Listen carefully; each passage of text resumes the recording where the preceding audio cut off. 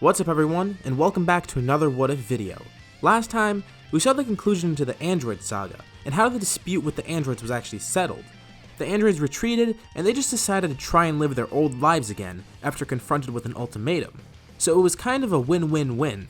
They didn't need to die, the Z-Fighters didn't need to kill them, and on top of that, Trunks was still able to save his future due to the development of the remote. Following this, we touched upon the beginning of the Saiyaman saga, where Gohan becomes the Great Saiyaman while Goten decides to not be the Golden Warrior or another Great Saiyaman anymore and decides to just live a normal school life, thinking that the outfit is kinda goofy and not really into the whole superhero thing. Let's pick up from here. For the following days, the Great Saiyaman is spotted around the city more and more. Gohan's friend group and Goten would often point out that they've been seeing the Saiyaman do different things, noticing that he's appearing a lot more frequently. Goten tries to help Gohan out and hide the identity, being one of the few who actually knows who he is, but he can only do so much. He's gotten a lot busier recently for reasons, and I'll explain that in a bit, but he can't always be there to act as a distraction for Gohan when needed. Videl is especially interested in finding out the identity of the Great Saiyaman, and begins pursuing the hero more and more.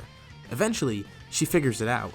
She realizes that Gohan is the Great Saiyaman, and wants to learn why he's so strong, and how he could fly and stuff like that. They end up seeing each other after school, forming somewhat of a bond and a relationship as Gohan begins to teach her what ki is and how to fly. And it's nice for him to begin training again too, because recently, Goten hasn't been around as much to train. Having Videl there is good, and on the flip side, let's actually look at Goten for a bit. Ever since they began going to school, Goten and Gohan have become a lot more unique from each other, both in looks and personality, as well as interests.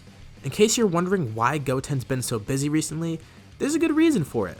While Gohan is only just now starting to see Videl and forming a relationship with her, well, due to the fact that Goten is a lot more extroverted than his brother, he already has a girlfriend. Yeah, Goten has actually been pretty successful this time around in terms of finding a girl that he likes, especially since he has a lot more free time than Gohan, and doesn't have to deal with the whole Saiyaman nonsense and going out as that a lot. He has a lot more time to be social and the like. While Gohan is with Videl, Goten is now with Erasa. Yep, we're gonna make her relevant. Given the fact that Erasa seems to be a lot more extroverted than someone like Videl even, and the fact that she falls more in line with what Goten is like, the two of them actually hit it off pretty well and they start dating. So now, both of the brothers are having good lives in this peacetime. School is going well, they don't have enemies to fight, Goten has a girlfriend, and Gohan is close to having one. And one day while training with Videl, Goku ends up bursting out of the house to tell Gohan something. Oh yeah, that's another good thing, Goku's alive this time around. But I'm sure you could already tell that from the last episode. Anyways, he interrupts the two during their training. He tells Gohan something about the World Tournament, and saying that it's going to be starting soon and how he wants Gohan to join. Videl also remembers this and asks Gohan to do the same, and Gohan of course agrees. It could be fun to fight in a tournament after all this time of peace.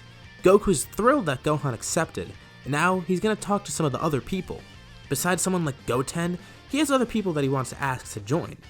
Time passes, and eventually the tournament does end up arriving. Overall, the people joining are pretty much the same. One thing that comes as a shocker to everyone is that Android 18 is there. Wait, what? It was a very small point in part 5, but I mentioned that Krillin never actually fought the androids like normal during their encounter. Right before they departed, yeah, Android 18 and Krillin still had their little interaction where she kisses him, and that made him fall for her. This also was a small factor in why Krillin decided that they shouldn't kill the androids in part 7, alongside the fact that he didn't feel right killing them for various other reasons, but partially because he also kind of liked 18. So yeah, they still end up getting together. The funny thing about it is a lot of people thought I would set up Goten with her, but I don't really see that happening. And I feel Erasa is a much better option for Goten, and it makes a lot more sense, and is also a lot less weird. The only difference this time is that Mighty Mask no longer joins the fight, since he's replaced by Goten, who's pretty much a shoo-in for the tournament. Pintar and Jewel are replaced as well, this time with two new contestants, Tien and Yamcha. Yamcha is much more motivated to train and fight in this timeline, and starts to do it more and more on the side when he's not busy with baseball or whatever Yamcha's up to these days. The events of the Cell Saga acted as a good motivator for him, and with Yamcha consistently training, Tien is around more often and is back at the World Tournament. Instead of training somewhere alone with Chaozu, he's with his friends this time. And obviously, unlike Videl, Erasa isn't a fighter, but she's there with her friends like normal to watch and cheer Goten on, as well as her friend Videl. And given that Goten is in the tournament without an alias, Gohan decides it's pointless to register as the Saiyaman, and actually registers under his real name since everyone knows it's him anyways. You know, if Goten's not hiding who he is, why should Gohan? In terms of the kids bracket, well, I'm just gonna say now it's pretty much rigged. Trunks enters it, and he wins pretty easily, since he's really the only powerful one there. I'm gonna take a little detour here and say that I haven't gotten to talk about Trunks a lot in this scenario either, since there hasn't been that much of an opportunity, and I feel like this is a good time to actually start talking about that. Trunks was born soon after future Trunks arrived in his timeline, which I covered earlier on. He's a few years older here, but not too much older. He's still a kid. It's not like he's a complete teenager yet, but he's older than before. From time to time, he hangs out with Gohan and Goten, who are basically like big brother figures to him. Of course, he trains with them occasionally, but does a lot more training with Vegeta, at least when Vegeta isn't training with Goku. Sadly though, there's not too much remarkable to cover about him as of now. Sure, he and Goten are friends still, but their friendship is a lot different from where it was in the original story. Same with him and Gohan, but they're all very close regardless. Trunks is like their little brother due to how close their families are, so they often get to see him and train with him. Since he's been pretty much solo this whole time, Trunks isn't 100% like his normal self either, and it's pretty much for the good part. Kid Trunks in the original story is kinda cocky like his dad, and sometimes seems like a spoiled kid, well, at least in my opinion. But here though, he's a lot more disciplined as a kid, not really being the top dog like he was when Goten was around. He's sorta in between Kid Trunks from the main series and Kid Future Trunks in terms of personality. He's a lot more mature to say the least. And while there's not really much to talk about in terms of him for right now, he's gonna be important later on, and he'll be able to play a bigger role than he does originally. Anyways, the tournament begins and it goes pretty normal. However, something's kinda off. Those two guys, Spopovich and Yamu, are creeping everyone out, and same for those two other guys that joined, Shin and Kibito. They're suspicious and people are especially weirded out by the upcoming fights. Piccolo immediately forfeits against Shin like normal, not wanting to fight this guy after he comes face to face with him. Weird. Next is Spopovich against Videl, and I'll spare you all the details, but sadly for her, the fight goes pretty much like normal. Goten and Goku are able to calm Gohan down and prevent him from lashing out, but Gohan is still furious like normal. As soon as the fight ends, he gets a Senzu Bean for Videl and heals her, so all is good. Following this, Gohan is against Kibito and shows off his power. A lot of you are understandably curious about it, so let's actually get into some powers for this point in time. Gohan and Goten are pretty even, and are actually just behind Goku and Vegeta. Goku and Vegeta have Super Saiyan 2, and are relatively on par with themselves from the main story. Even with the less tense Android saga, the two of them being alive and able to train together allows for them to have a more effective training. The only big difference is that Goku doesn't know about or have access to Super Saiyan 3. Gohan and Goten have had some light training during the time skip, and they were able to get a bit stronger because of it. They're around as strong as Gohan was in the saga in the original story, which is pretty good. Nothing too crazy overall. However, the fact that they have access to Kaioken allows them to briefly surpass that limit, but they haven't focused as much on Kaioken ever since they fought Frieza in Cold. They have learned how to use Super Kaioken, but it's not really useful in the long run. It's very strenuous for them to use, especially with Super Saiyan, and it will damage them badly if they don't keep it under control. When in dire need, they have the option to use it, but it's not like they're going to be using Super Kaioken times 20 for everyone they fight. In short bursts though, it is somewhat useful, but it literally tears their insides apart if they use it too much due to all the stress it causes. So to avoid their bones from turning into dust, it's not something they're going to use constantly.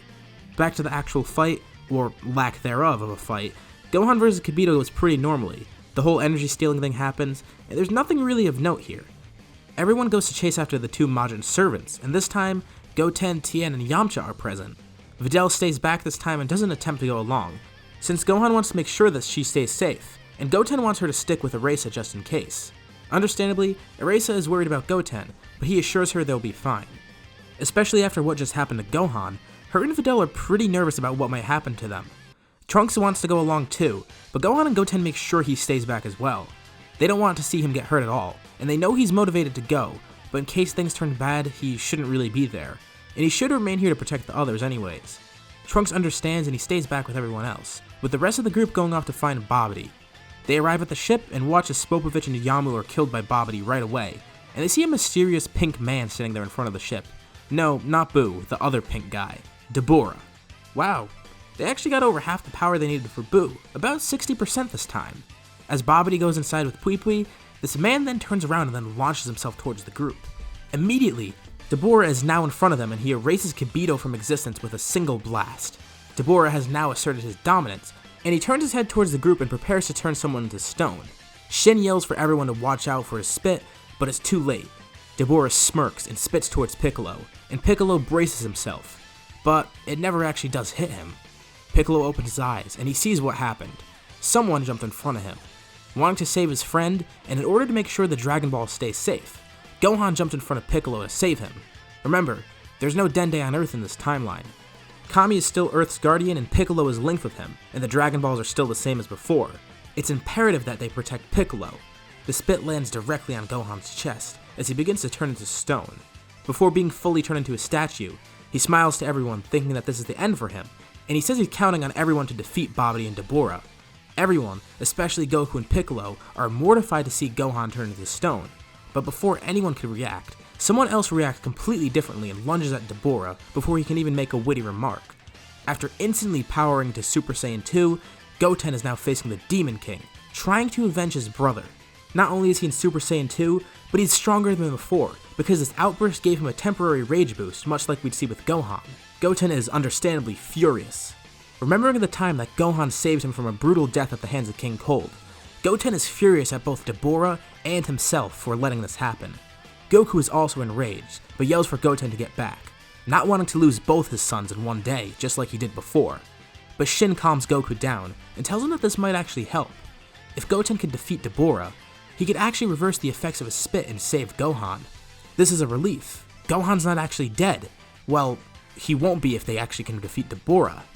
Goten attacked Deborah out of anger, thinking that Gohan was gone for good, but hearing this calms him down a bit and lets him collect himself more and see the bigger picture.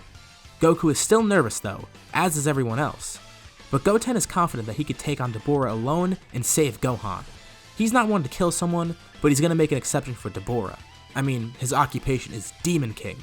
Of course this guy should be taken out. But we're going to save that for next episode, and we'll leave off here. So what did you guys think about this episode, and what do you think will happen next? How do you think the fight between Goten and Deborah will go? Will Boo end up getting enough energy to be revived? Leave your thoughts and suggestions in the comments below. As always, if you liked the video, be sure to drop a like, and subscribe if you haven't already, as well as hitting the bell icon for notifications about future parts of this What If, or any other videos I make. Thank you all for watching, and I'll see you on my next video.